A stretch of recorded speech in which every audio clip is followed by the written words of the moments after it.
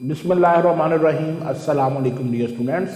उम्मीद है बेटे आप सब खैरियत से होंगे और ऑनलाइन लेक्चर्स के ज़रिए अपनी प्रेपरेशन जो है वो इम्प्रूव कर रहे होंगे। तो जैसा कि आपको मालूम है कि हमारा जो सिलसिला है वो चैप्टर नंबर 8 में डिस्कशन के हवाले से जारी है और हमने डिफरेंट टॉपिक्स जो है वो इसके अंडरस्टैंड कर लिए हुए हैं। और लास्ट टाइम जो हमारे टॉपिक ऑफ डिस्कशन थी वो थे रिएक्शंस ऑफ अल्कीन्स। तो उसमें से कुछ रिएक्शन हम डिस्कस कर चुके हैं, जो रिमेनिंग हैं वो आज के हम इस लेक्चर में डिस्कस करेंगे। जैसा कि लास्ट टाइम हमने ये बात की थी कि अल्कीन्स जो है वो बहुत ही रिएक्टिव टाइप के हाइड्रोकार्बन हैं, इसलिए वो काफ़ी रिएक्शन जो है वो शो करते हैं, जिनमें से एक मेन रीज़न जो है वो इनमें पाई बॉन्ड का मौजूद होना है। तो पाई बॉन्ड के मौजूद होने की वजह से ये अहम तरीन रिएक्शन जो है वो शो करते हैं। तो कुछ रिएक्शन के बाद जो रिमेनिंग है उनमें, तो हमारा जो नेक्स्ट रिएक्शन है इसमें वो फिफ्थ रिएक्शन है, addition of hypohalous acid. Hypohalous का फॉर्मूला एसिड का होता है HOX।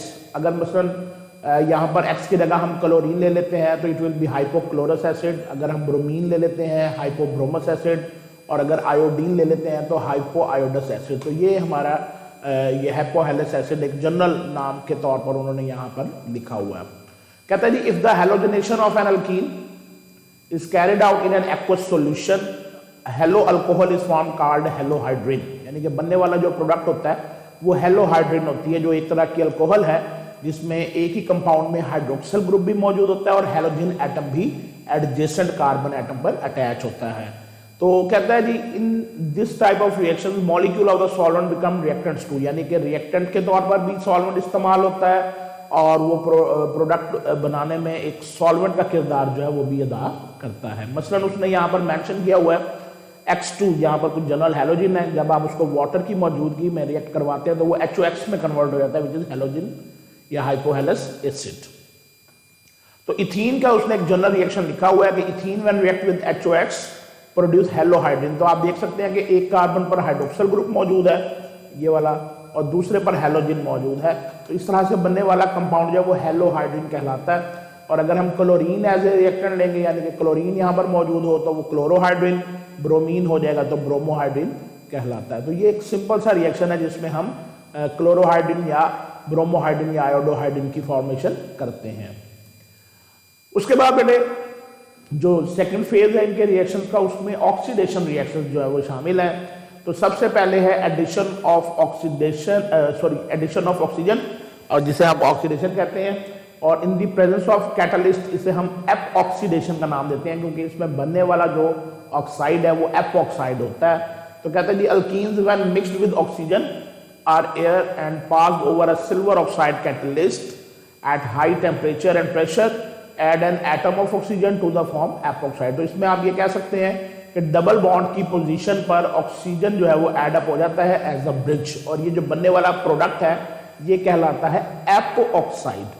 तो आप देखें इथीन में ये डबल बॉन्ड है, पाई बॉन्ड पर है, ऑक्सीजन ऐड होगी in the presence of silver oxide and 300 degree centigrade and it will form ethylene epoxide. ये इथाइलीन एपॉक्साइड है जो इसके दौरान फॉर्म होगी। इसी तरह अगर आप बेटे प्रोपीन ले लेंगे तो डबल बॉन्ड पर एडिशन होकर प्रोपाइलीन एपॉक्साइड की फॉर्मेशन होगी। कंडीशन जो है वो सेम होगी, silver oxide catalyst and 300 degree centigrade temperature. उसके बाद बेटे ये रिएक्शन हाइड्रोक्सीडेशन बड़ा इंपॉर्टेंट है। इसको हम एज एक और तरीके से भी पूछते होते हैं कि हमारे पास ये बेयर्स टेस्ट है, ये रिएक्शन जो है ना, बेयर्स टेस्ट। तो what is Baeyer's test, what is hydroxidation of alkene, या how we can identify alkene from alkane. तो ये 3-4 तरीकों से ये शॉर्ट क्वेश्चन पूछा जा सकता है। तो इसमें करना ये होता है कि अल्कीन्स का रिएक्शन करवाया जाता है बेयर्स रिएजेंट, साइंटिस्ट नेम है बेयर्स रिएजेंट से। क्या होता है जी, ये अल्कलाइन KMnO4 होता है, यानी KMnO4 लेकर उसमें थोड़ा सा जो है वो अमोनियम हाइड्रोक्साइड मिलाई हुई होती है। तो ये 1% अल्कलाइन सोल्यूशन ऑफ KMnO4 जिसे हम बेयर्स रिएजेंट कहते हैं। तो ये डबल बॉन्ड की पोजीशन पर OH को ऐड करता है और इसमें बनने वाला प्रोडक्ट जो होता है वो एक डाईओल होती है। जैसे अगर आप इथीन लेंगे तो इथाइलीन ग्लाइकोल या डाईओल इसमें फॉर्म होगी। तो आप देखें इसमें करना ये है जी, एट लो टेम्परेचर हो hydroxylation of double bond occurs resulting in the formation of a dihydroxy compound known as vicinal glycol. Vicinal बेटे इसलिए कह रहे हैं कि दो लगातार कार्बन पर हाइड्रोक्सिल ग्रुप अटैच होता है the pink color of KMnO4 solution is discharged during the reaction. It is also a test for the presence of unsaturation in the molecule. For example, ये उसने एक एग्जाम्पल दी हुई है कि ethene plus KMnO4 gives in the presence of water ethylene glycol, manganese dioxide and KOH. तो आप इस reaction को एक आइडेंटिफिकेशन रिएक्शन के तौर पर ले सकते हैं, क्योंकि जो KMnO4 का कलर है डीप वॉयलेट कलर होता है, वो इस रिएक्शन में डिस्चार्ज हो जाता है, गायब हो जाता है, तो हमें पता लग जाता है कि KMnO4 का रिएक्शन हुआ है at the position of double bond. उसके बाद बेटे कंबस्शन है। कंबस्शन पहले भी हम पढ़ चुके हैं कि जब भी कोई hydrocarbon in the excess of oxygen burn होगा, चाहे वो अल्केन हो, अल्कीन हो, अल्काइन हो, it will produce carbon dioxide, water and heat. तो हीट जो है वो हीट ऑफ कंबस्शन कहलाती है, और इस रिएक्शन में हमें कार्बन डाइऑक्साइड और वाटर की फॉर्मेशन मिलती है। अगला जो रिएक्शन है, it is much important, ozonolysis. इस रिएक्शन की मदद से हम डबल बॉन्ड की पोजीशन लोकेट करते हैं। डबल बॉन्ड की पोजीशन लोकेट का मतलब ये है कि हमारे पास अगर अल्कीन है, कोई लॉन्गर अल्कीन है, और उसमें हमें ये नहीं पता कि कार्बन नंबर 1 पर डबल बॉन्ड है, कार्बन नंबर 2 पर है, कार्बन नंबर 3 पर है, तो हम वो लोकेट कर सकते हैं with the help of ozonolysis. तो ozone is a highly reactive allotropic form of oxygen, आपको पता है O3। It reacts vigorously with alkene, इसका भी बड़ा फास्ट और रैपिड रिएक्शन होता है अल्कीन्स के साथ, और उसमें सबसे पहले एक कंपाउंड बनता है जो हाईली अनस्टेबल होता है, मोल ओजोनाइड। मोल ओजोनाइड तो कहते हैं it rearranges spontaneously to form an ozonide, तो वो रीअरेंज होता है। तो अब ये देखें, डबल बॉन्ड पर 3 ऑक्सीजन ऐड होंगे पहले, जब 3 ऑक्सीजन एक दूसरे के लिए लॉन पेयर रखते हुए रिपल्शंस क्रिएट करते हैं, जिसकी वजह से मोल ओजोनाइड जो होता है वो हाईली अनस्टेबल होता है। तो ये रिपल्शंस फिर इसको रीअरेंजमेंट और फोर्स करती हैं, और ये फिर 2 ऑक्सीजन वन साइड पे रह जाते हैं, दूसरा दूसरी तरफ हो जाता है, तीसरा ऑक्सीजन। तो इस तरह से ये बनने वाला कंपाउंड ओजोनाइड है। इसमें कोई भी एटम एलिमिनेट नहीं होता, ये ऐड नहीं होता, सिर्फ ये प्योर रीअरेंजमेंट होती है। इससे जरा इसमें एक स्टेबल जो है वो मॉलिक्यूल बनता है, ओजोनाइड।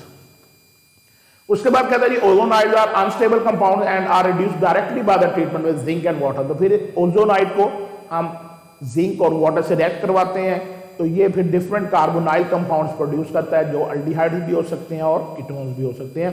तो ये जरा आपने क्लीवेज का पैटर्न देखना है, जब हम इसको रिएक्शन करवाते हैं विद वाटर एंड जिंक। तो ये क्लीवेज देखें जरा, ये क्लीवेज होगी इसकी, ये वाली दोबारा देखें, ये क्लीवेज, यहाँ से बॉन्ड ऐसे ब्रेक्स होंगे, ये जिंक ऑक्साइड बन जाएगा इस ऑक्सीजन के साथ। बाकी ये वाला पोर्शन भी कार्बोनाइल कंपाउंड डेवलप कर लेगा, और ये वाला पोर्शन भी कार्बोनाइल कंपाउंड डेवलप कर लेगा।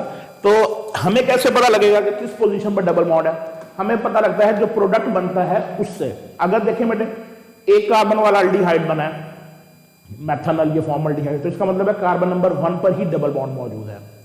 अगर एसिड अल्डिहाइड बनता है, 2 कार्बन वाला अल्डिहाइड, तो हमें पता लग जाता है कार्बन नंबर 2 पर डबल बॉन्ड है।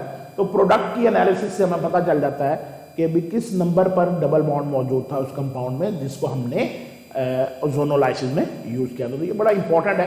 तो इसको 2-3 तरीके से पूछ सकता है वो ये कह सकता है कन्वर्ट इथीन इनटू फॉर्मल्डिहाइड, एक ये तरीका वो ले सकता है। दूसरा वो ये कह सकता है व्हाट इज ओजोनोलाइसिस।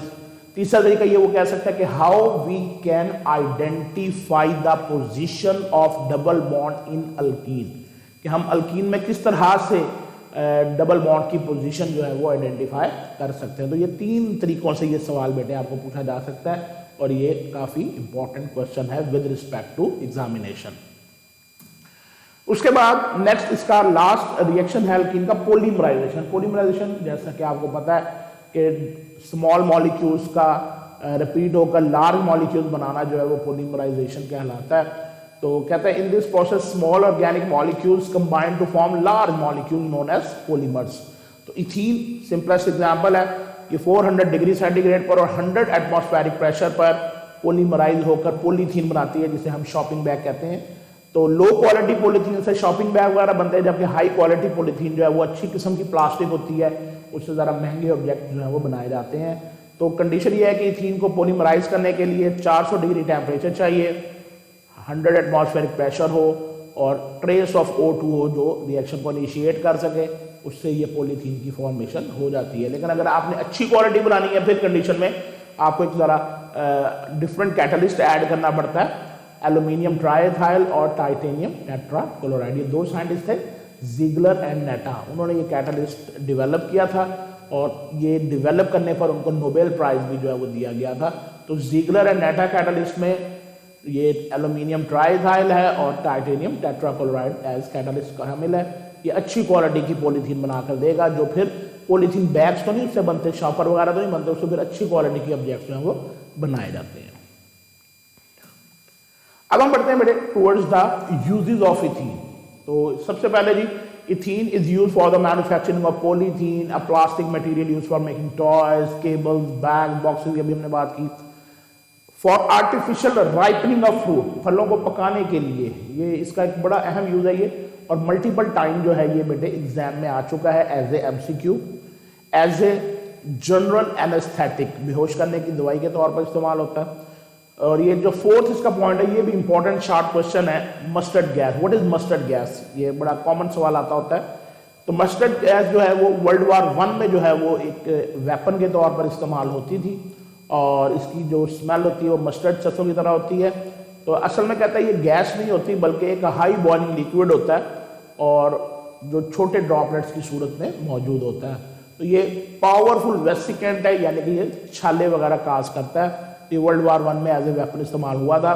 तो उसमें करते ये है कि इथीन को हम सल्फर मोनोक्लोराइड के साथ रिएक्शन करवाते हैं और ये गैस बनती है, जिसका फॉर्मूला होता है 2,2-डाई क्लोरो इथाइल सल्फाइड। कॉमनली हम इसे मस्टर्ड गैस कहते हैं, साथ सल्फर प्रोड्यूस होती है। तो ये मस्टर्ड गैस की प्रेपरेशन आपको वो शार्ट क्वेश्चन में भी दे सकता है कि how you produce mustard gas from ethene, और ये आपने अच्छे तरीके से पॉइंट जरूर रिमेंबर करना है विद रिएक्शन। और उसके बाद as a starting material for a large number of chemical industries such as glycols, ethyl halide and ethyl alcohol. तो ये बेटे इसके इंपॉर्टेंट यूजेस हैं। इसमें से आर्टिफिशियल राइपनिंग वाला एमसीक्यू में ज़रा इंपॉर्टेंट है, और ये मस्टर्ड गैस वाला शॉर्ट क्वेश्चन के लिहाज से बड़ा इंपॉर्टेंट है। तो ये आपने अच्छे तरीके से प्रिपेयर करने हैं। नेक्स्ट जो हमारी डिस्कशन होगी वो अबाउट अल्काइंस होगी इंशाल्लाह नेक्स्ट लेक्चर में। तब तक अपना बहुत ज़्यादा ख्याल रखें। अगर बेटे कोई भी क्वेश्चन आपने पूछना हो तो व्हाट्सएप में आप जैसे पहले पूछते हैं उसी तरीके से व्हाट्सएप ग्रुप में पूछ सकते हैं। अल्लाह ताला आपका हामी नासिर हो। अल्लाह हाफिज़।